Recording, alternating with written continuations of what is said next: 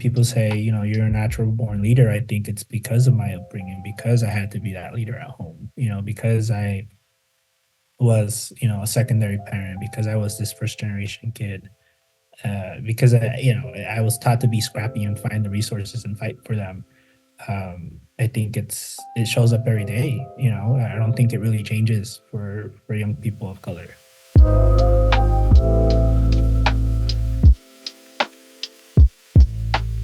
Hey Zeta fam, prepare to meet a powerhouse of policy, passion, and purpose today on the Zeta Tech Pathways podcast. I'm really thrilled to welcome a very good friend of mine, Alberto Vargas, a rising tech policy advocate whose journey spans from the heart of Granada Hills to the halls of UCLA's prestigious Luskin School of Public Affairs. Alberto's story is rooted in resilience, shaped by his parents' hard work and his dedication to uplifting his community. Whether he's drafting human rights action plans for the FIFA World Cup, championing Latino representation in tech policy, or leading initiatives to ensure inclusive games for all, Alberto is all about impact. He's not just focused on the here and now, he has a vision for technology that centers equity and accountability.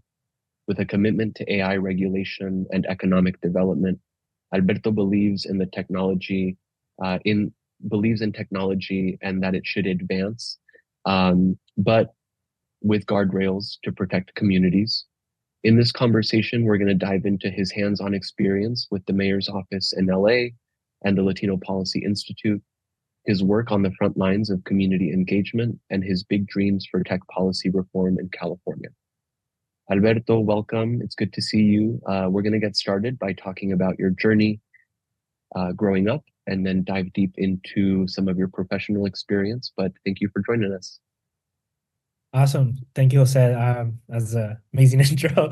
It's a pleasure to be here, pleasure to be a part of this, and really looking forward to our conversation. I think it's been some time since you and I have connected as well, and so really looking forward to this. Yeah, that's all you, bro. Like, you've been working really hard, and it's before we even get into the questions, I'm particularly excited to have this conversation because I remember back in the day working with you on policy, talking about tech, and we really went through it. So it's nice to see where you are now and all that growth. So excited to get into it. The first question we have, Alberto, growing up as the oldest in a working class family, an immigrant family in California, you probably had a lot of challenges. You probably had a lot on your plate very early on. And I want to know, how did that shape both how you see the world and the responsibility of giving back to your community that you felt as a kid?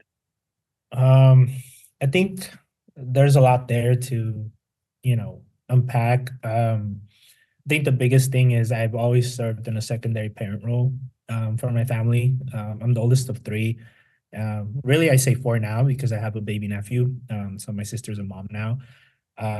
So the responsibility of being the oldest, of setting the example, of opening doorways, as a first generation Latino, and just figuring it all out, because I just, my family has never gone through the path that I'm going through right now, and setting that example for those that are coming, after me, has been difficult. The challenges of, immigration, my parents being immigrants, the current political turmoil that we're in right now, in this current, 21st century, the turmoils that we've seen over the decades, really shaped my view of life, and kind of jaded me a little bit as I was growing up. Didn't really understand what that entirely meant until I think maybe going off to college, right? I came into a culture shock. So I went to UC Irvine for my undergraduate degree. And this area was, primarily Asian, both Asian American and international. And so to be a Latino in a place where it was only 11%, and coming from a place in Los Angeles and the San Fernando Valley that was primarily Latino dominated and Mexican dominated, was a struggle, right? Being the son of immigrant parents, I only knew my culture. I only knew Mexican music growing up, the typical Vicente, Los Bukis, all that, waking up in the morning, my dad is, I think I shared that my dad was a horse trainer, and also small business owners with my mom. So my life was very structured and centered around Mexican culture.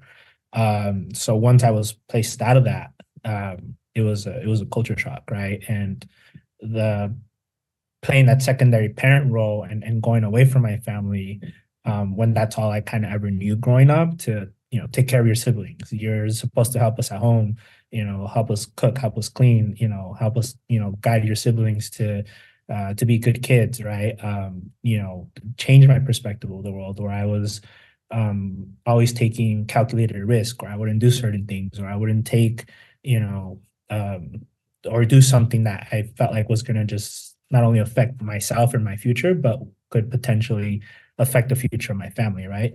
I think, that upbringing and having kind of that fear, because of my parents' status and because of just the overall family dynamic, I think, really made me grow up and mature in ways that I think many other people my age don't face at a young age. I think the first generation immigrant kids can probably relate in that sense, especially if you're the oldest, or even if you're not, right? Because you have that notion in your head of like, my family depends on me, my family this, I have to be careful about what I do, and make sure that I don't, you know, mess up a particular process, or, put myself in a position that would endanger my family, whether that's immigration status or something else.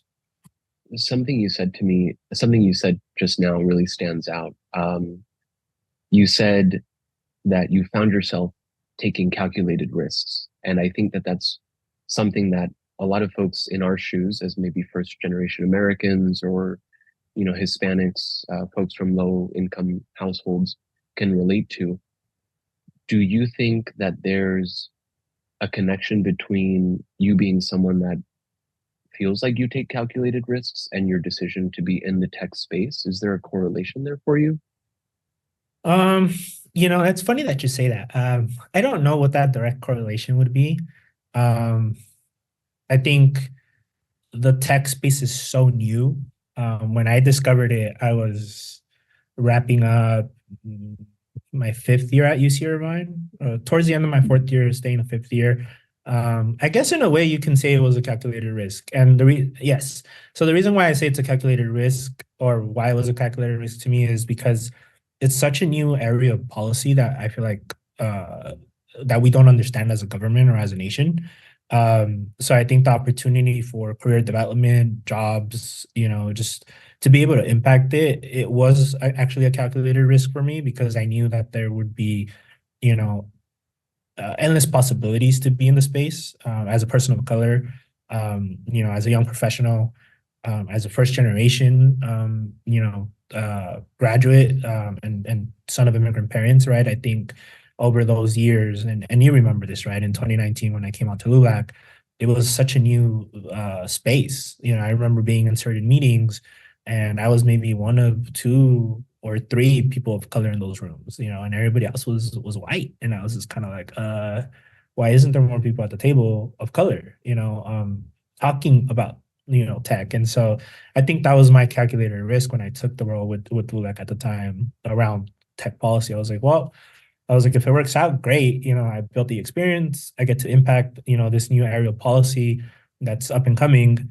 And if it doesn't, well, at least I got to put, my seat at the table, and advocate for my community and for myself, and what that means, for us in terms of tech developing. So I guess you can say it was a calculated risk, because I willingly knew that I wanted to go into that space, and that there would be flexibility to move around it as as a career, to start a career.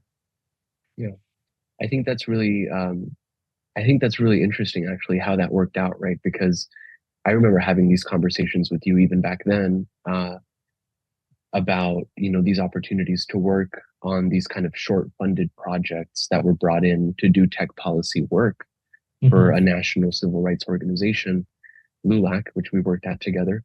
And at the time, there was a little bit of uncertainty there, right? It was like, well, I'm committing myself to manage some of these projects where industry and these community-based organizations are seeing a need for collaboration on policy initiatives and advocacy work, but how stable is that? And now it seems like everybody is kind of gravitating towards developing tech policy platforms, regardless of the work you're doing, because it touches everything, Yeah. right? And if I'm like, kind of sharing this kind of personal piece of information about you, you're also on our board of directors, right? Yeah. One of the reasons why I was so like excited to bring you on as a part of our board of directors for ZETA, being a national Gen Z voice in tech, was because I knew that you had that background and you had that understanding of bringing together community organizing and tech with industry. And Yeah. that's something that's more and more valuable every day, right? Yeah. Yeah. I think you're seeing, in this world now, policy and government, I think you're seeing a shift where organizing has become such a strong power, and grassroots work, is, I feel like, just the epitome of where we lean on, to put people of color in positions of power, to put them in Congress, to put them in, state legislatures, local and municipal governments, right? I think it's just the way things are moving now. Advocacy and grassroots. So whether you're talking policy, you're talking immigration, you're talking economic mobility, that is what has affected change, I think, in our country. And we're in a turmoil period, I feel like, or we're going into one, right? But nonetheless, that grassroots activation, similar to what I hope, ZETA will be in this near future, will be that change and driver, I think, in our nation. Yeah. Well, let's take it back a little bit because we're talking about some of that organizing work. I think that got us both really passionate about the intersection of community organizing and tech. But I want folks to get a better understanding of you and your background. So, and just to kind of paint that picture for everybody, your parents, even though they didn't have degrees and didn't have formal educations, they were able to build their own business together. How did watching their journey and their hustle and drive influence your aspirations professionally, especially when it comes to education and tackling some of these new emerging industries head on? Oh man. Um, let's see. Well, in another podcast, I heard a phrase and it has resonated with me ever since I heard it. The person said, "Your parents didn't come this far for you to come this far," right? And so I think what that means, in the way that I interpret it, is that my parents didn't cross the border at the ages that they did, and leave their home country of origin behind, for me to kind of hit a ceiling, or for me to get comfortable with where I'm at, right? I think my whole life I saw them struggle, obviously with their status. I saw them struggle financially, to put food on the table, to make sure that, every day, me and my siblings, had everything that we needed. May have not been the best thing, but we had something, right? I think from a very young age and standpoint, like I said, I was a secondary parent because they were always working and trying to build different businesses. So a lot of the time I was stuck at home babysitting my sister at the time. And then, my brother came along, and I practically raised him up until today, essentially, now that he's about to be 18. And it was a motivating factor for me, right? I saw my dad go through a lot of humiliation periods, in his lifetime, of being, in a way, discriminated against for not just being an immigrant, but for being illiterate, for not necessarily having skills, to do a particular job, by our own people, our own raza. And that really, hurt my soul, right? It lit a fire in me, and like anger, in a way, to know that even our own people sometimes look down on each other. Um, and there was, moments in my life that I saw that a lot with him, more so, right? And being the provider and being the anchor in our family, I would say, to a certain extent. And to see him go through this period of struggle, I think really shaped my perspective of, like, I need to step up. I was 13 years old, 14 years old, and it was just like, I need to be able to help them, right?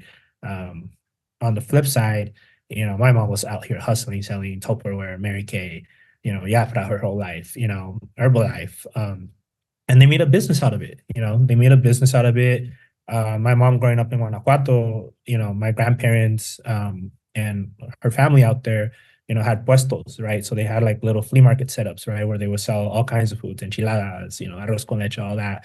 Licuados and jugos were like a big, big part of their business. And so, when that time came around, I want to say the late 2010, so going into the teens of the 2000 eras, my mom was like, you know what, maybe I set up a shop and use, Herbalife isn't the product that's looked up in the most positive way in the community, right? But my mom was like, why not shape that to be what I used to do growing up as a kid, right? To put food on the table, right? And my dad bought into it, in addition to doing horse training. Um, and to sell the jugos, to sell the protein shakes, to really help in a way educate our community on health and awareness and losing weight. And we're seen as a community of like, you're pre-diabetic because of all the tortillas you eat, because of all the birria, because of all the pozole, all that, right? And so that was the way that my parents kind of came at it with, right? And so 10 years later, my mom has a small shop. It's called Rosita Schools here in Van Nuys. It's a struggling business, like any other Latina owned small business, but, we're striving. I'm doing what I can to help them out. And that's kind of where it's at, and to see them not give up, on their dreams per se, on their personal lives, I think is what's kept me going, what's always been my internal drive, right? I'll share a very personal anecdote that, and sorry if I tear up, but I was maybe 15, 16 at the time. I had a duffel bag, probably like the ones that, you would use in high school back in the day if you were on a sports team, right? I would go buy box of chips, like potato chips, right? So like hot Cheetos, Funyuns, all that. At Smart and Final at the time, they were $12. The box had 40 bags. I would buy about maybe 4 boxes for the week. So that was what, 80, 160 bags. I would sell each of them for $1. I would put 80 of those bags into the duffel bag to be able to put food on the table. I would make maybe about $200 weekly selling them at school, in high school. And that was the way that I contributed to paying bills, to paying for food, right? And so I remember one day I was selling chips. I was on the basketball team and stuff, and I got caught because you technically were not allowed to sell on high school because of the student store. And I was freaking out. And I was just like, damn, like I got caught, like they're gonna take my money, they're not gonna let me sell chips. Like, what am I gonna do? Like my parents were not making any type of money. And so I hadn't said anything to them, right? Luckily the administrator at the time used to be my former basketball coach, calls me in. He's like, hey Alberto, like, this is illegal, like you can't do this on campus, like why are you doing it? And I was like, well, my parents aren't really making money right now. We had another business that we lost. I was like, the house got sold. Like, we're just in a really bad, financial position. And my dad doesn't necessarily want me to work. So this is, the best idea that I could come up with. And he was like, okay. And so he gives me my backpack and he's like, I'm not taking your money. He's all like, but he's like, you have to reduce the amount of chips that you sell and this big bag. Like, you have to make sure that it's not noticeable. Cause like we see a tall 6'1" kid walking around with a big black duffel bag, like, it's obvious. And I was just like, well, I was like, all right. So whatever. Fast forward, after school, I get picked up and I'm just pondering in my head. I'm like, damn, so that means I have to sell 40 bags a day now instead of 80. My dad picks me up. He's like, how's school? How you doing? I was like, I'm okay. I was like, we had this like tiny conversation. He's like, all right. He was like, let's go get food. We picked up your siblings and your mom's busy. And I was like, okay. So we go to Pollo Loco, right? And, my dad was always the type of person to be cleaned up. His beard was long. You could see the white hairs on his face. He showed up to Pollo Loco and I was like, hey, like, what do you want? I'm ordering for the kids. I'm ordering for him. Comes time to pay, right? And he pulls out his wallet and he realizes that he doesn't have money like he thought he did. So to the tears that I had to hold back at the time and the like frustration I saw in my dad's face and like just sadness in his eyes to know that he did not have money in his wallet to pay for our food, like just broke me. right? And so I took out money and I was like, here, I'll pay, and paid the food, whatever. But we sat down and I could see him and the despair in his face, the sadness in his face, and I was just like, damn. I'm like, so this is our reality, and this is like 2012, 2013. I was like 15, 16 years old at the time. In most countries you would be considered an adult already. And I was just like sitting there eating my food too. The kids obviously had no idea. They were, way smaller at the time. But I was just like, this is real. Poverty at that point in time was real for us. And I was just like, I got to do more. I was like, this isn't enough, you know. Um, as the provider in our family, I can't imagine how he felt, as a man, right? Um, and I was just like, this isn't it for us. And I think from then on, I was like, in my trajectory of just career and education, I was like, if they didn't give up and if we're still here on this day, like I can't either. You know, it's like completing the undergraduate degree was just one part of that journey. Now, in hopefully 6 months, I'll be done with this, grad school program, and it's like, and we'll see what's next. I thank you for sharing that, Alberto. I know that those stories can be hard, but I think it goes back to one of your earlier points, which was that saying, that anecdote that you brought up, right? Your parents didn't come this far for you to only come this far. Yeah. And I know that that's something that resonates with a lot of people, whether you're a Mexican immigrant like us or anybody else from a working class background, right? I mean, these are real struggles that a lot more people in the United States have than, we kind of let on to believe. But Mhm. until we share those stories, we don't really know that this is what a lot of people go through. I do think it's really powerful to think about your background and the fact that this is where you came from, right? And Yeah. I think another testament to that is the way that you talk about your siblings, right? Like you say the kids, and there's a bit of a separation there because you were so directly involved in raising them and taking responsibility in your family at such an early age that you kind of see them as also your responsibility, and them not necessarily being a part of that same generation, even though you are a part of the same generation. You grew up very quickly, right? Um, I wanna take what we've talked about now with your upbringing and that sense of responsibility that you took at such a young age, and I want to move us into the transition for you from caretaker, financially responsible older sibling, looking after your family at such a young age, to moving into the university space, because Mhm. you had to leave your family to go to college, and I want to hear what that transition was like for you. It was rough, it was a bit of, it was not a bit, but it was a rude awakening. It was a culture shock. Um, I was in a bubble, I think like many of us will resonate, whether you're, like you said, Hispanic, Latino, Asian, Black, whatever, whatever race background you are. Most of us that are first gen, we live in a bubble. All we know is where we lived, right? All I knew for me growing up was the San Fernando Valley and like certain outskirts of Los Angeles, here in California, that we would go to, right? And even in the San Fernando Valley, there were certain areas that my dad was not willing to go into because they were all white areas, or they were affluent areas, or they were areas where our car would stand out and we probably get racially profiled, and he didn't want to risk you know getting pulled over. And sanctuary cities and all that didn't exist back in the early 2000s, or even into the teens, right?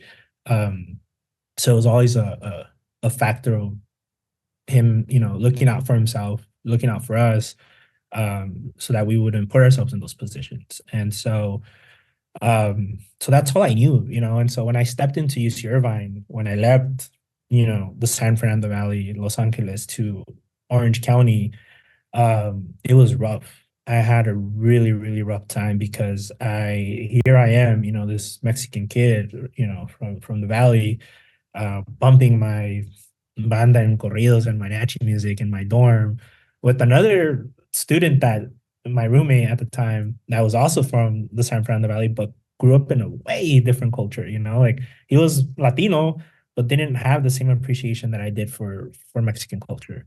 My hall was diverse. There was some Latinos, there was Asian folks, white people, like from all kinds of backgrounds, and some of those people became my longtime friends till this day. But when I first started, everybody was like, "Who is this kid with his dirty botas and jeans and blasting Mexican music that we don't even?" They're like, "What is this type of thing?" Like they've never heard it. And so I struggled to find my place of belonging. I remember rushing for a couple fraternities, going out to a couple, pledging events, and I got dropped from some of them because I didn't fit in. I didn't come from a privileged background. I first generation, secondary parent. Like I had other roles in my family that just didn't allow me to know what money was like to that extent, to be just wasting it, to be partying, to doing all these different things, right? To me, I was like, I'm there to get my education. I'm there to make something of myself and see how I can help my family. I will say that going into that university, I think, and I didn't, at the time, I didn't know what that meant, but I wanted to learn how to be a young professional, how to be able to speak to educated people and share my story and who I was about, right? Um, and luckily for me, may he rest in peace now. But at the time, I had a mentor, his name by the name of Dr. Francisco Lara, who took me under his wing for the short year that I had him in my life. And I told him, I was like, I remember asking him at an organization that I joined. He came and gave a speech, and I was like, hey, like, how do you deal with the intersectionality of being Latino and trying to get educated, uh, being in a community of students where not everybody looks like you, and then going into a space of uh, workforce or the workforce where no one looks like you at all, whatsoever, or shares your background or experiences or what you've been through. And he gave me a very funny response, right? And he was like, uh, on the Latino end, he's like, when you go back home, and I remember he shared a story. He's like, we got into a car crash once. He's like, me and my family and whatever. He was like, we got off the car, and I was like, yeah, like the car hit him perpendicular, basically T-boned him. And his family was like, oh, perpendicular. Look at his, big fancy words.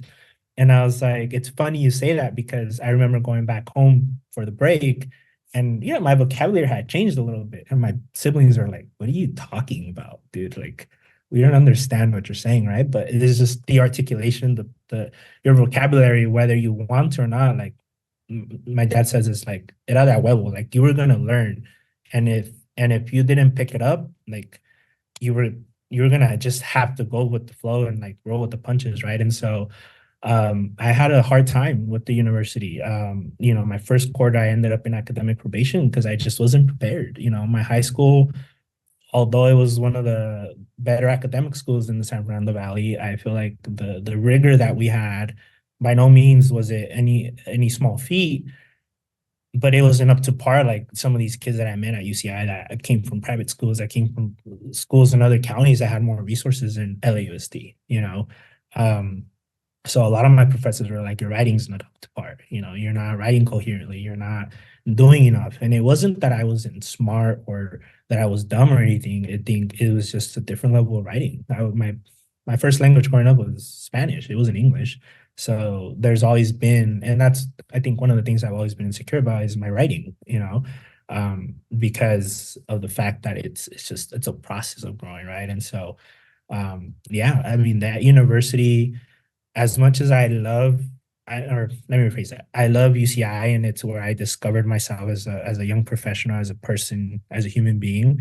But those 5 years of schooling were rough, from academic probation to fighting about the status that my parents had, the financial status, to getting the funding, figuring out the classes, figuring out the degree that I wanted, the major. Like, they were all barriers that I jumped through, right? And I think there were more times that I wanted to give up and throw the towel into the ring than I wanted to continue. And there were multiple breakdowns. There were multiple conversations that I had with my parents of like, is this really worth it? Is this where I belong? Like the culture shock for a long period of time was real for me because I just felt like I didn't fit in. I was a young Mexican kid that was just prideful of his roots, and I had to learn how to mold that and tell my story, but also like assimilate in a way. And I think that's where the assimilation factor became much more real because I was in a community where it was all just Latinos, or particularly Mexicans. It was a melting pot, really. And so it broke me down and it molded me into the person I am today. And I will say the one value that I think I had, and I mentioned this, right? I was like, you know what? My parents didn't come this far for me to give up. Again, I was like, they didn't cross the border, and my dad would say it. He's like, I'm illiterate. I didn't know anything, coming here, and I still did it. He's like, so you have the resources at your reach. He's like, maybe not the easiest way to find them, but you have them there. Like you can do it, right? And those were always the motivating factors for me. So, being at a school like Irvine at the time was rough until, a couple years passed and I got my footing. Um, you know, is where I think I grew, and even then, I still felt like there was a lot of things that I didn't fully take advantage of or know. In all of that experience, what are the pleasant surprises that you found in showing up to this school, showing up to UC Irvine, coming from a very specific community in California, being faced with so much diversity and adversity? What were those pleasant surprises, either with classmates or like in your learning journey, that kept you going? I found a village.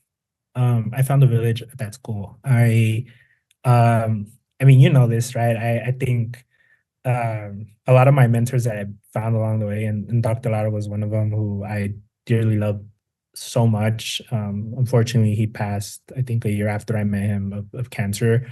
But before he left, I remember telling him or asking him, I was like, can you connect me with other Latinos on campus? Can you, connect me with folks that I can, have these conversations with, right? And I joined an organization called the Latino Business Student Association, where basically every Latino on campus was. And I shared and resonated a lot of my story. A lot of kids that were first gen, a lot of kids that were the first ones in their family to go to college, to do all these different things, right? And that was probably one of the biggest or most pleasant surprises for me, and experiences, because that became my home away from home at one point. Those were the people that I could go study with. Those were the people that I could cry with, laugh with, go to like parties with, go all these different things that I would have had back home. I found them there.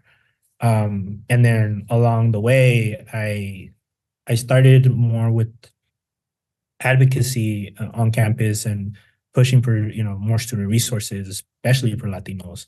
And I met some of the leadership at the university that were Latinos, and those were very pleasant surprises because a lot of them shared that they felt the same way, even though they were 30, 40, 50 years old. They were in an institution where there was other folks that looked like them. So what was maybe a small staff of 20, 30 people had their own association, and they had their quarterly meetings where, all the Latinos that worked at the school got together, all the faculty that were Latino that worked together got together, and we're like, how do we address, these inequities? How do we help our students and help ourselves, bridge those gaps, right? How do we advocate to the chancellor to understand that, Latinos, students and employees and staff make a difference, and faculty make a difference to this campus and what it is and the culture and all that. So those were a lot of the pleasant surprises that I saw within the university's community, and then from there I stemmed out, into the local areas, Santana, Anaheim, or are cities adjacent to Irvine that where the majority of the Latinos live. So getting involved in those communities in Orange County, I think is how I slowly started to come to terms with being at this university and being more comfortable with it, right? Because I knew that I had that support system, or that I could go and call a mentor and say, hey, I need help with finding a scholarship, or I need help with getting funding for this trip, or I need help for research. So it became easier as I found that village, right, to access other university points. And I think a big lesson that I also learned from that is that closed mouths don't get fed, right? And so it's like, if your counterpart can go do it and ask for these resources, why can't we? So I remember I would be in my academic advisor's office at least once a week. I'd be like, hey, how am I on credits? How am I on this? What classes do I take? And I'm pretty sure he was sick of me by the time I came to graduation, but I was like, whatever it takes to get that degree. I was like, I'm not, I think once I figured it out, I was like, I'm not giving up so easily anymore, or whatever that meant. And I think that those are really powerful words, right? So often folks from different minority communities, because of cultural context or upbringing, have a hard time asking for help. And so as folks figuring out some of these institutions for the first time in our families, learning to ask for help shamelessly is such a powerful tool, and it's severely underrated. But asking for help is how you get past these hurdles, right? Mhm. So so your story starts right with your family and with that sense of responsibility, heightened responsibility at a young age, with a very heavy transition from that family responsibility, first generation upbringing, to a very diverse but very different community at UC Irvine.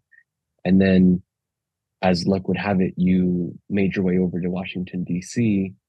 And kind of took a deep dive into policy and advocacy work, which is where we met. Can you tell me a little bit about that experience and what originally brought you to DC and what hopes you had for coming to this city? Yeah. So for those folks in the audience that aren't familiar, the UC system in California has a program called the UCDC program. So essentially, all 9 undergraduate universities have a Washington, D.C. center in the city that they send about 10 to 20 students, depending on the flexibility that they have, to participate in in an internship program for about 10 weeks. So I was able to do that in winter of 2019. I think that's when you and I had originally met. And I was technically LULAC's unofficial like intern, because a lot of my friends at the time were LULAC interns. And so I because we remember, were I'm going to interrupt you for a second. So I remember that because at the time I was the national policy director for LULAC, and I was managing a big group of students from the UCDC program every semester. yeah, And even though, I was still trying to kind of find my financial footing, I would host a barbecue at my place every semester for the students. yeah. And I hosted a barbecue at my apartment for the students, just again to feel that sense of community in a very different city, which is Washington D.C. And you came, and someone was like, "Oh, I'm bringing a friend," if I remember correctly. And I was like, "Who's this guy? Who's this tall Mexican guy in his botas? Like, coming in here with his very like, you know, man energy." And I was like, "Who is this man?" But you made an impression, and we did basically absorb you into that like advocacy family. Yeah. But go ahead. I didn't mean to interrupt. Yeah, no, exactly. And it was funny because I was kind of like, this is what I wanted to do, right? So to backtrack a little bit, my main degree at Irvine outside of poli sci or political science was international relations. So I had 2 options. It was either find the international relations related internship, or study abroad. Study abroad was the latter for me because it was just so expensive. So I ended up at a base called National Defense University. I did some research on the kids that were disappearing in Ayotzinapa, the students. But because at the time there was a government shutdown, my professor that I worked with at this base, um, there wasn't doing much of a research or wasn't engaging in it too much. So it was very limited, the scope of work that I had. I was kind of more so there to complete my internship requirement and prerequisite to graduate. So on my spare time, I was always with ULAC, right? And so I was always like, what can I do? I remember we did advocacy days at the Hill, and I think I was one of the few interns that I kind of just jumped into it. And I was like, yeah, give me the work, right? And I remember meeting you. I remember meeting Cindy Benavides, who was our executive director at the time. And so I just rolled with the punches, right? And so I think being in DC after that, I as a student, it was one thing, right? And I fell in love and I was like, I belong here. Like I feel like this is home. Um, and so I remember as we were wrapping up, I was like, I want to come back, and I had 1 quarter left to go. And so I was like, I remember telling you, like, I'm gonna come back. Like, I want to make that change. I want to make that impact. And like, I know that it matters. And I would love to work for LULAC. And I think that's when the conversation of, LULAC is going to have an opening sometime soon over a contract with Google at the time and the tech policy sector, right? And so I was very interested. And I remember, I think I had a short and brief conversation with Cindy, and I was like, please, consider me for that. And so whatever, I come back to California. I reach out obviously when the posting was made. I think I had the interview at some point in like July, mid-July. I think Cindy personally reached out and she was like, hey, like, we'd love to have an interview. It's set for this date. I think I did about maybe 1 or 2 rounds. I don't remember entirely. I think I only did one interview, actually.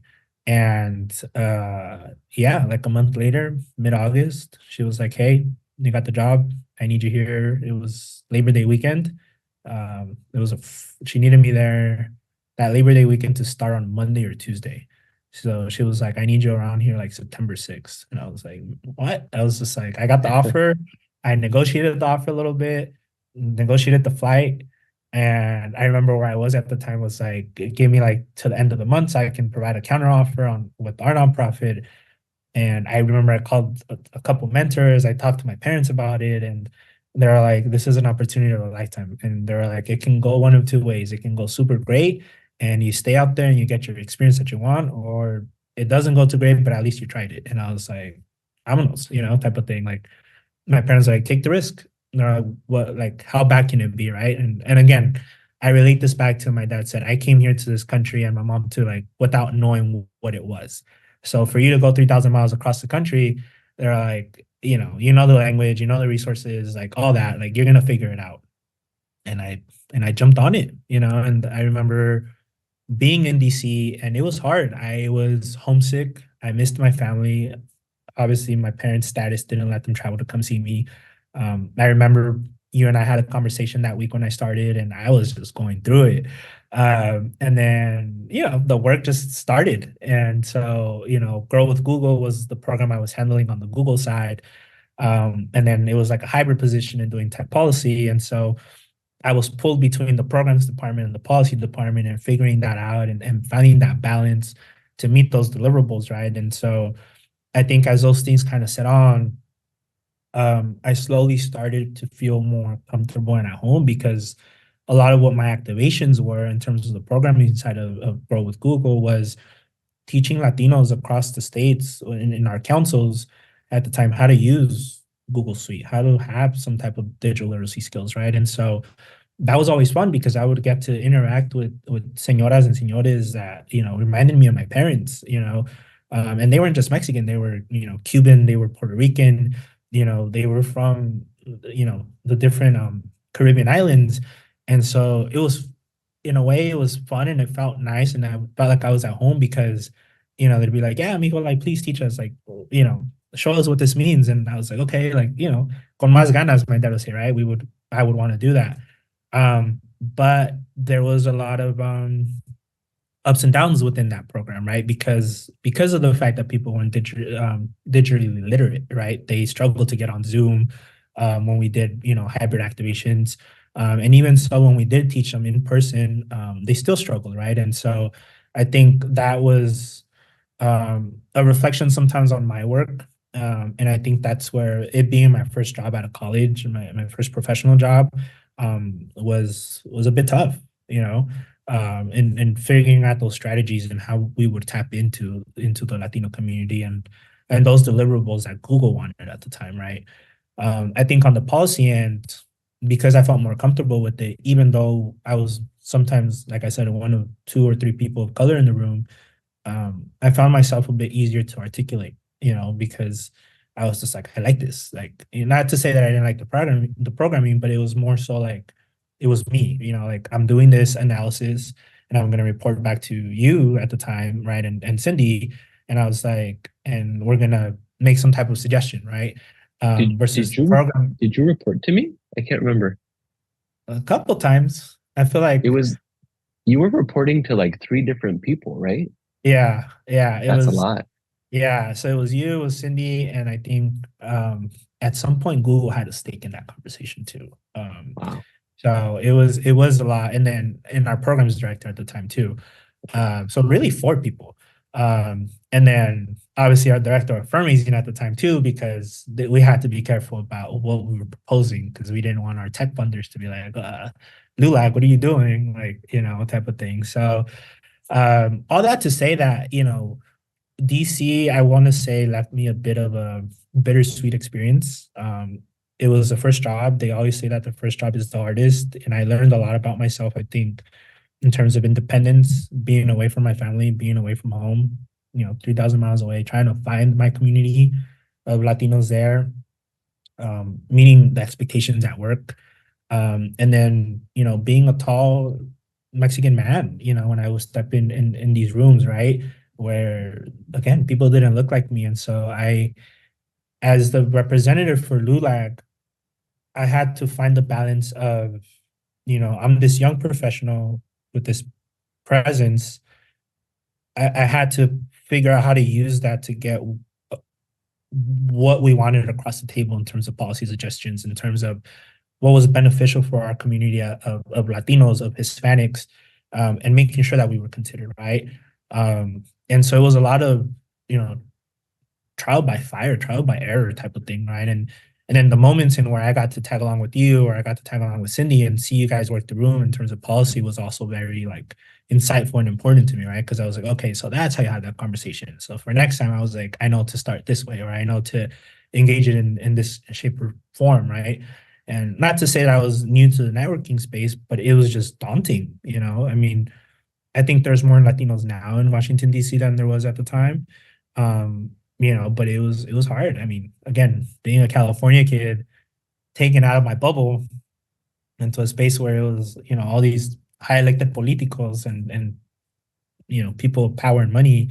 It was kind of like I felt small, despite being 6 foot. I was like, damn. I was like, I'm in the big leagues type of thing, right? And so, all that to say that that experience molded me in many ways. And since then, I've stuck around the tech policy world. I continue to stay engaged in it, and I think there's a lot of value to that, especially as Latinos, that our voice needs to be heard in that. So So yeah. I think there's an interesting piece in what we just talked about with your role at LULAC, because Mhm. it really was that first heavier introduction to tech policy for you. And there's a lot of kind of like mysticism, obscurity, confusion around how folks enter the tech policy space. But Yeah. for you, it was putting yourself out there, taking that calculated risk, going back to that word from earlier, and using that as a learning experience, even though, like you said, the first job can oftentimes be the hardest, using that experience and carrying that with you as you moved back to California after that experience, right? So, can you tell us a little bit about that change from DC going back to California to pursue your master's, and tell us where where that was, because I think that's really important for people to know. Yeah. Um, can you take us down that road? Um, so that was probably one of the harder parts of my young adult life. I think I left DC. There was a slew of things that happened in terms of my personal life in 2020, in addition to the pandemic and the presidency we had at the time, right? And so I remember that we went through budget cuts because of the pandemic, and one of the first programs that went out the door was Grow with Google, right? In that position, because it was a 1 year trial hybrid position. I was technically a fellow, but was essentially staff. You were And so, doing a work to be a fellow. Yeah, hmm? you were doing a lot of work to be a fellow. Yeah. I remember. Yeah. And so, and so I remember that my program director had a conversation with me, and, she was like, there's a possibility that there isn't more funding for this because, the deliverables aren't necessarily being met just because, again, everything went hybrid. So it was really hard to get people involved and to get those numbers up because just one, the lack of access to broadband and internet was one thing in our community. Two was again the digital illiteracy. People didn't know how to use Zoom or Google Meet. So it was hard to get folks on there. And the third part to that was, that Google wanted to kind of take a step back and reshift what that funding would look like for LULAC. And so she was like, I'm not too sure what that looks like yet. And so I remember I had this conversation maybe in June, and then come August, she officially let me know, and she was like, hey, like, um, we don't have funding for you, like, unfortunately. And it was just a difficult time. And I was like, thank you. I was like, for letting me know. And in a way, I was relieved, if I'm being quite honest. I was relieved to leave DC and kind of the environment that was created because of this pandemic and just everything that was going on. But I couldn't help to feel like I failed, right? And looking back at it now, I think it's important, right, that in life you have those failures because that's the only way you grow. And so as much as I felt like I also failed, I know that there were a lot of successes and maybe on a more personal growth, right? I got to be independent away from my family. I got to figure it out on my own. I moved to a city across the country where I, only knew a few select amount of people, and I got to figure that out and build that rapport, build those connections, build those friendships, the professionalism too. And so I started interviewing. I wanted to stay in DC in the tech space, but it was just so difficult, and just like daunting because people didn't know where the country was going to go, after this point of, after this period of time. And so I started looking at positions back home. And so one of the local assembly members for the state of California at the time was hiring for a field representative in the Valley. It wasn't necessarily my hometown, but it was 20 minutes adjacent to where I lived. And so I was like, you know what? I was like, let me throw my hand in the ring. They wanted a Spanish speaker. I was like, I fit that. I know how to read. I know how to write in Spanish. I know how to communicate. And no one introduced me to this person, no one, anything. I sent out my resume, cold emailed, cold called. I think in one of those calls that I made, the assembly member picked up, and I was like, oh shit. I was like, it's the assembly member. I was like, yeah, I was like, I sent in my resume. Can you please let know so and so that I called? And he was like, yeah, sure. And I was like, okay, thanks, bye. And I like hung up. And I was just like, oh, I was like, whatever. I was like, hopefully I get a call back. I get a call back at the beginning of September. Mind you, I was leaving. My last date in DC was October 4th. Um, and so, I remember getting this call and they're like, yeah, we're gonna set you up for an interview. I did like maybe 4 or 5 interviews before I got the position. So I did like 2 or 3 in September with that office, and then I did another two more in October to finally like solidify everything. And in that period of time when I was figuring out how to get back home and stuff, I remember calling my parents and I was like, well, good news, I was like, is that I'm potentially going to be hired for a job back home. I was like, I can't help but to feel like bad about myself because I was like, I feel like I failed. I feel like I could have done more to help the program, to advocate for policy. And I remember in my exit interview with Cindy, she was like, she's like, I'm not letting you go because you don't have the talent or because you're not smart. It's just this is the way the circumstances worked out, right? And we had to prioritize our budget. And she gave me a lot of parting words, and that was, I think, the biggest thing that resonated with me is that she's like, you're young and there's going to be so many opportunities for you to come. Like, this is just the start of it, right? And I remember having this conversation with my parents too, and they're like, it's okay. They're like, that's why you have a family. That's why you have parents back home to come back and to figure it out. And so I get hired, whatever. And so I was intentional about it because at the time, the assembly member sat as the chair of the essentially the tech policy committee in California. And so I was like, okay, well, this is still going to let me stay relevant to the tech policy world, on a more macro level in terms of the state. But a lot of people like to say whatever policies California puts in place, Washington D.C. kind of mimics, right, at the federal level. And so I was like, this is an opportunity for me to still have a policy impact, but more outward facing to the community. And so I stayed very much relevant. I mean, there was a couple bills that we passed that we were holding, tech companies accountable for the regulations and misinformation and bullying and, cyberbullying and just all these different things that were affecting, kids and just the population as a whole, right? And so I stayed involved in it.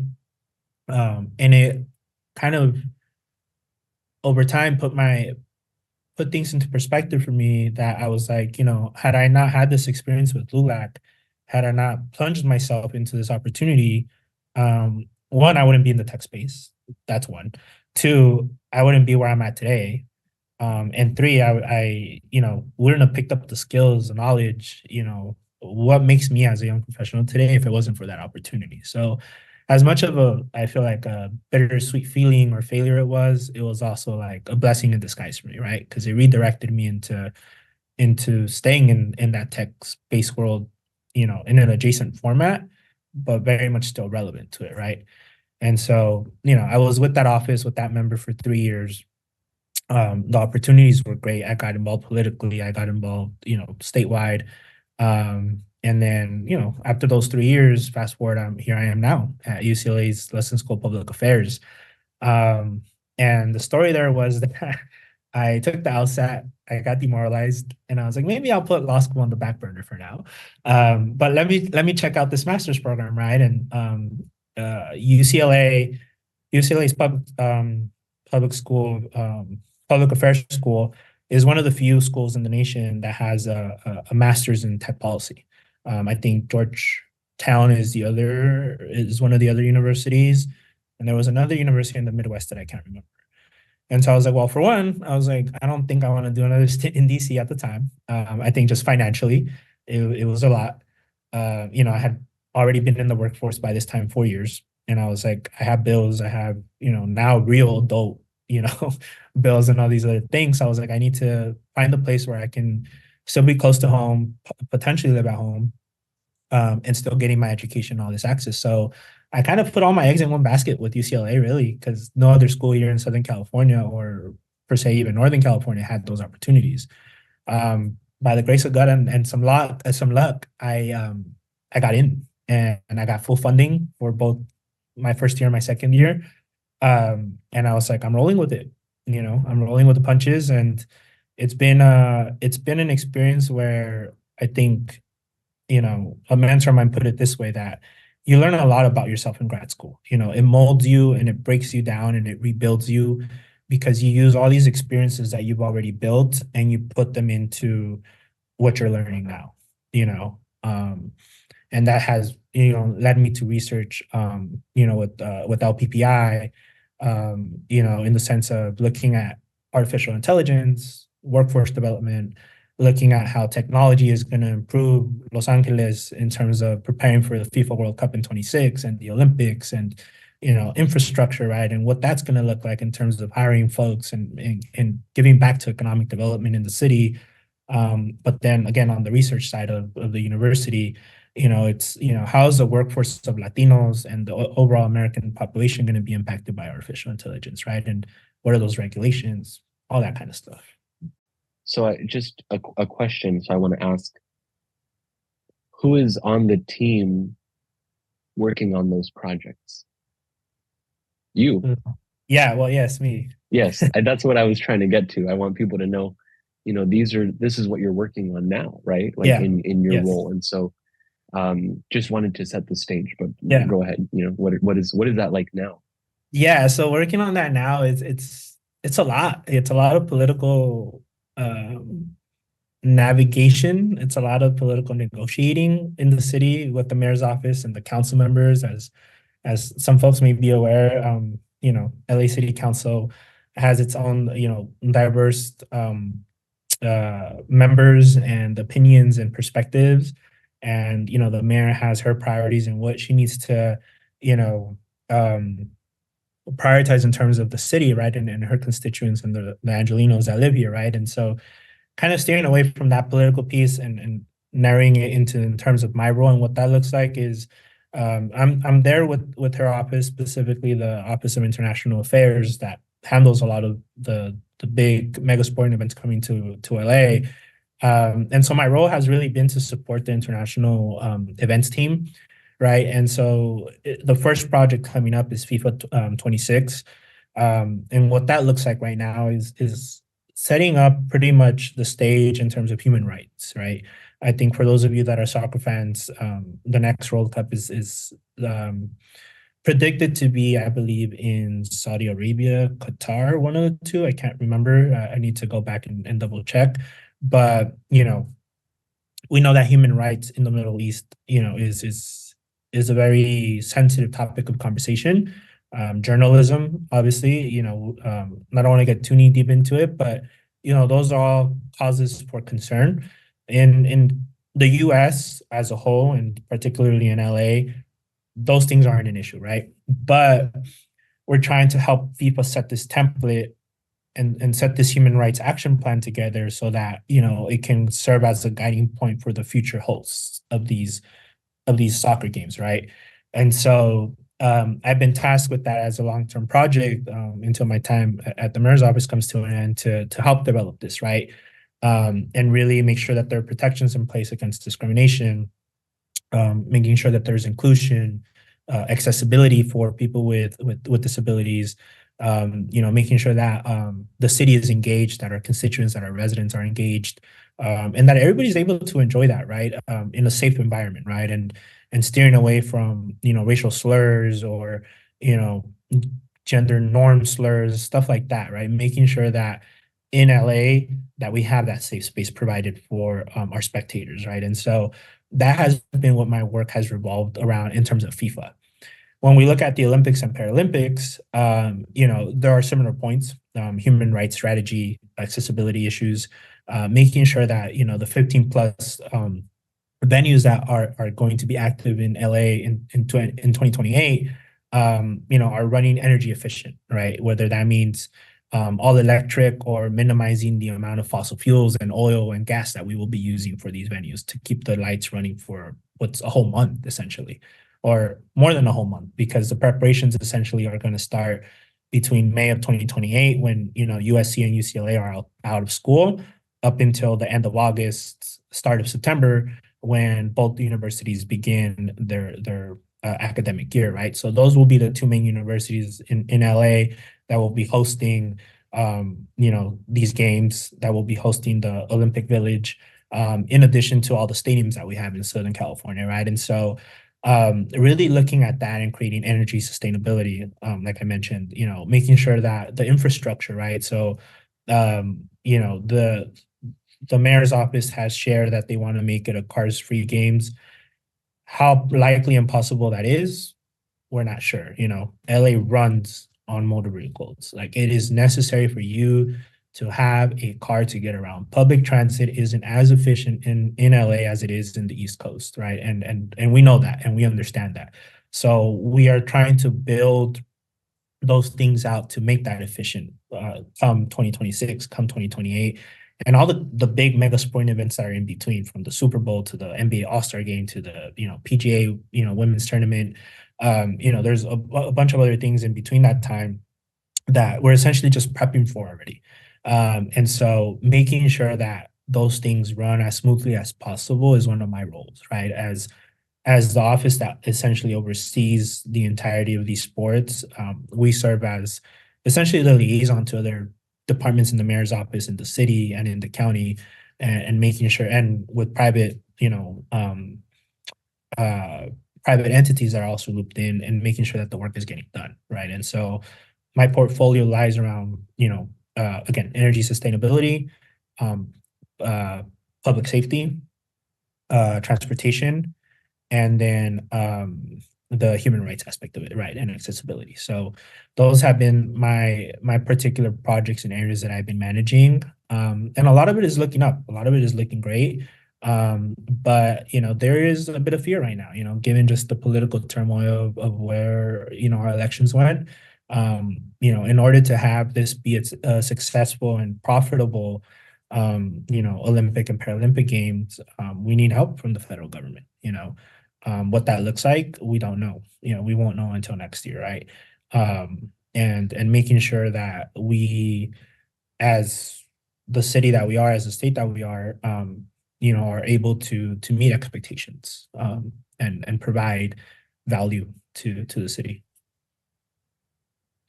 So I, I hear how the work that you're doing now in preparation for all of these very large events with the city of Los Angeles is very connected and rooted, I think, in the same spirit of service to community, right? Accounting for like the needs of marginalized people. Um, you said like a part of your portfolio is human rights.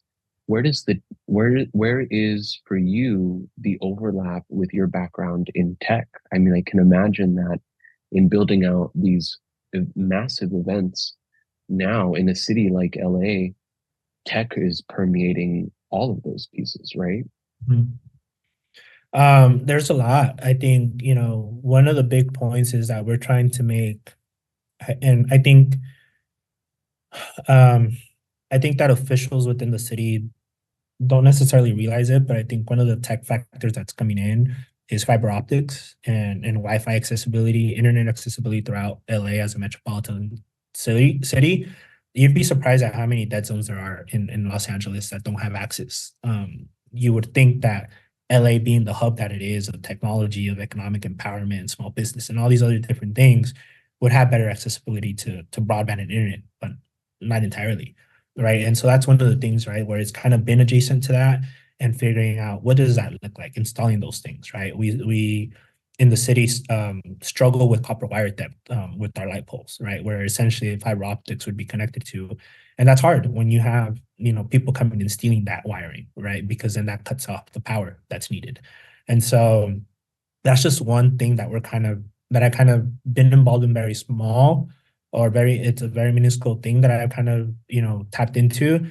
I think on a more micro side of things, transportation and technology is a big thing, right? And energy efficient, right? And so making sure that a lot of these venues have updated tech, right? So I'm sure that many folks have seen on the news that the Intuit Stadium in Inglewood was recently opened, and apparently to get into the stadium and stuff, you got to make a profile, and it's all based off of AI. So it scans your face, scans your fingerprint, it connects it to your account, and that's how you get your tickets. That's how you go order from, the bar in terms of food and drinks, all that kind of stuff. So you're going to see more of those developments, right? We're going to see a lot of more of those developments in these different stadiums, and making sure on the public safety end, we're able to kind of bridge those gaps, right? When you look at transportation, it's how do you electrify buses? How do you accommodate in terms of the metro system, right? How do you incorporate, AI into some of those things, right? I don't know that we will necessarily have self-driving buses by then, but I would imagine that technology is going to play a big role in terms of, guidance points, right? And, talking to people like, hey, you're getting off on this stop, or, you know, different things like that, right? And so what entirely that tech development looks like is still a bit unclear. You have multiple partners working on that, from SoCal Gas, SoCal Edison to our Los Angeles Department of Water and Power, and so making those things efficient. So there's still a lot there. We're in the planning stages of this all, but the tech piece of it is going to come in, and it's what's going to propel everything forward. I mean, I think it's going to come a lot sooner than it is later. And I think that's not just for LA. I think that's for any big metropolitan city in the United States. Yeah, we got to keep moving forward, right?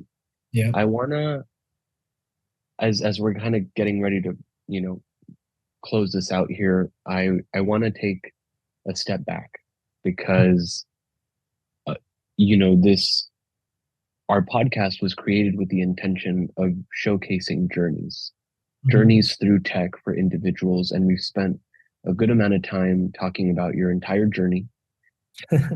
And to take us back to the beginning, I want to kind of revisit some of those pieces, right? Growing up as a first generation kid with a lot of responsibility, a lot of uncertainty, trying to take all of these calculated risks to get to where you are today and where you still want to continue to go in the future. How do you see that kid showing up in your day to day now as you're growing into this fully fledged tech policy professional? Um, Man, I don't know how to answer that. You I can take think your it's time. um I think that's just me. That's just my identity. It shows up every day. Um I think I've developed multiple iterations of that. I think it's what makes Alberto, you know. I think a lot of people see that when I share my story, right? I mean, you've seen it personally, right? When I do my work, when I'm in school, like when people say, you're a natural born leader, I think it's because of my upbringing, because I had to be that leader at home, because I was, a secondary parent, because I was this first generation kid, because I was taught to be scrappy and find the resources and fight for them. I think it shows up every day. I don't think it really changes for young people of color, regardless of your background, right? I think you learn to to to fight those battles, those wars, and to scrap through them, with what you have, and make with what you have of it. Like I think that's just been my life's journey, even being in this grad program and fighting to stay relevant in the tech world and push in that direction of that career for myself. That's what it's been, finding those opportunities, trying to get involved in as many things in relation to the tech world. I think has been something that I've continuously done. And it's hard, right? I think there's so many opportunities out there, but they're not always relevant or prevalent, I would say. Better said, to folks like us. You really, really have to look for them. I would almost say that they're gatekept, unless you're in an institution of higher learning like UCLA or UC Irvine and intentionally following that career track. I think it's like anything else, it's very hard to get into, and it's very easy to get deviated away from the tech space or the tech world, um, because there's just a multitude of things that go with it or that collapse into that world, right? I mean, everything kind of relates to each other, right? But because it is also such a new policy space and it's so nuanced to a certain extent, it's really hard to stay relevant in it. Like you actively, I feel like have to fight to be in it. It's like, how does tech play this role? How do you break it down to the most minuscule thing that you can and see how does AI play this role? Or how does the development of this new bus or metro system or just the stadium and like how does that all revolve around tech? What does policy look like if you're gonna use artificial intelligence at these venues for like the LA 20 games, so I think, for me personally, that person that I was growing up, from maybe 10 years old up until now being almost 29 shows up every day in many ways. I don't forget where I come from. I have that in mind every day. My parents' values, everything that they tell me. When I go through these struggling moments in my current career, my current educational journey, I remember them, and it's like show up and just do the work and figure it out, you know. Yeah, I think that's the way that Alberto continues to show up in this day and age. So you're you're going through your master's program. You have more than enough on your plate right now with all these major projects. What's next for Alberto? In addition to being on the board of ZETA, what is next for Alberto after you graduate? You know, I've been toying with that over the last few weeks, really over the last few months. Since I wrapped up my first year and then I kind of blinked, and now I'm almost more than half. I'm more than halfway through the program. I definitely want to stay in the tech space. I don't know what that entirely looks like yet. Um, Part of me would like to go into the private sector, and kind of influence things that way and learn the ins and outs of any particular tech company out there. I think we all know that Google is like, you know, the mountain that I think Jeff Bezos said you cannot move, but it's the place where it all comes from, I would say. It's one of the top five that leads tech policy, that leads artificial intelligence. And so um ideally I would like to land in a company like that or any other tech company adjacent to it, and really do government affairs policy work around it, really find ways to impact that in the way that those companies are advocating for certain legislation processes or regulations, that the state of California is doing, that the federal government is doing at a more macro level, or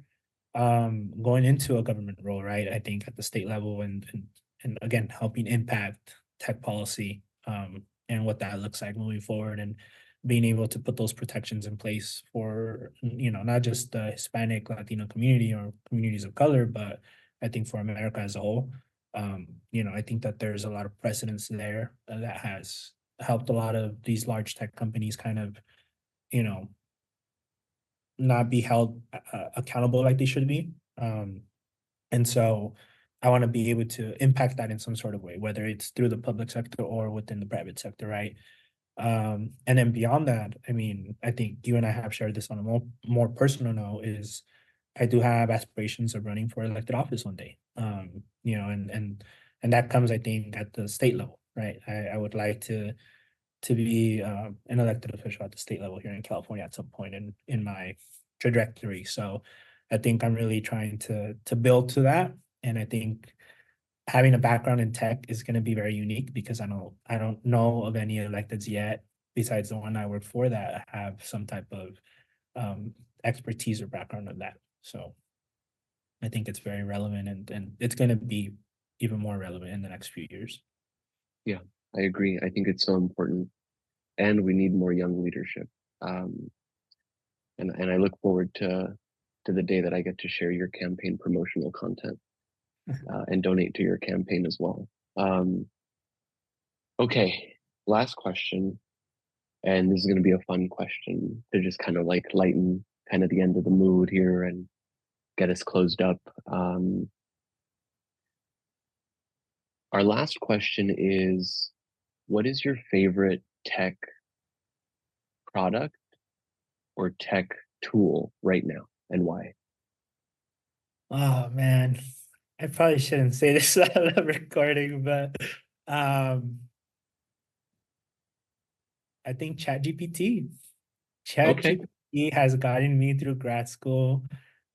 Disclaimer out there, it is my own work, but ChatGPT has there's no helped. plagiarism going on in here. Yeah, Let's no, just no, make no. There is no let's plagiarism clarify going that. on in my papers or anything, but ChatGPT has been like that savior for me through this grad program. More so my first year. It helped me with coding, with research, with a number of things. And so, yeah, I've it's become a tool that I've used pretty frequently in grad school. And I think it's here to stay, whether we like it or not. I think it's a tool that's here to stay, and really, if used right, it can facilitate a lot of things for not just the working population in the workforce, but I think for overall our generation, the generation that ZETA is looking to give a voice to, that's looking to put on a platform to advocate for themselves. I think we're already seeing it. We're that generation that's using AI, ChatGPT, in multiple facets, whether that's content creation, grad school work, whatever that is. I think it's probably one of my favorite tools. I mean, you can put anything in it and it'll give you almost a real like response. which is kind of scary, but it's also fun to mess with it It's and be like, not hey, scary. It's exciting. yeah, And that's exactly why we're here, right? Is we got to make sure that folks approach all this with excitement and responsible approaches. yeah, Um, no, I love to hear that, and yeah, I love ChatGPT as well. It is a great assistant. Um, very great assistant. but it needs proofreading for sure. Yeah, Alberto, I want to say thank you so much for making the time to talk to me today and to connect on your journey in tech. Um, I know this is not the last we're going to hear from you in the tech space, and really excited to see how we continue to grow with you since you're on our board for Zeta. You're actually our vice chair, so you're very much in a leadership role with the organization, and so we're so excited and lucky to have you. And the reason you are a part of this organization, and the reason you are such an important person to me as we continue to build out this work with Zeta, is because of who you are and your full background. So thank you so much, bro, for making the time for us and for having this conversation. Um, it was a great kickoff to our podcast series, the Zeta Tech Pathways podcast.